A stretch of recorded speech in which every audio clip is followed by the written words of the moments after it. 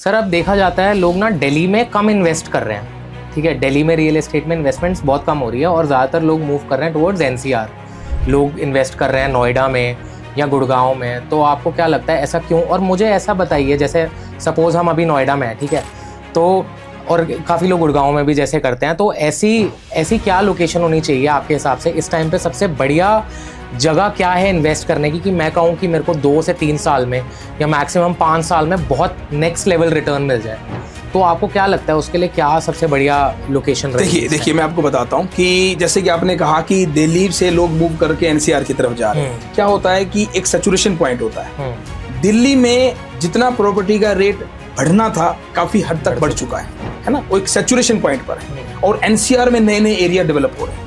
Plus दूसरा क्या है कि दिल्ली काफी कंजेस्टेड हो गई, पार्किंग की प्रॉब्लम बहुत रहती है वहां पर, है ना। बहुत सारे लोग आपने देखा होगा कि पार्किंग के कारण गोलियां तक चल जाती हैं। इस प्रकार की वारदातें भी हमने सुनी है न्यूज में, है ना। तो जैसे कि एनसीआर की आपने बात कहा, जैसे गुड़गांव है, नोएडा है, ग्रेटर नोएडा है, या यूं कहें कि अभी नया क्षेत्र, नया एरिया डेवलप हो रहा है यमुना एक्सप्रेस वे, वहां पे एयरपोर्ट आ रहा है, जैसे कि आपने सुना ही होगा। तो यमुना एक्सप्रेस वे भी फास्टली ग्रोइंग है। अच्छा, क्यों है? क्योंकि क्या है कि वो अभी स्टार्ट हो रहा है। अभी स्टार्ट होना, जैसे एक बच्चा होता है, छोटा बच्चा होता है, और अगले हम कहते हैं कि 15, 18, 20 साल तक ये बढ़ेगा।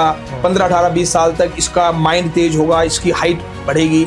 उस प्रकार से बहुत सारी चीजें होती हैं। इसी प्रकार जहां प्रॉपर्टी का एरिया, नया एरिया डेवलप होता है, नया एरिया स्टार्ट होता है, नया एरिया एक्सप्लोर होता है, तो उसमें अगले 10, 15, 20 साल तक ऑप्शंस होते हैं। अगले 10, 15, 20 साल तक अपॉर्चुनिटी होती है उसमें रेट बढ़ने की।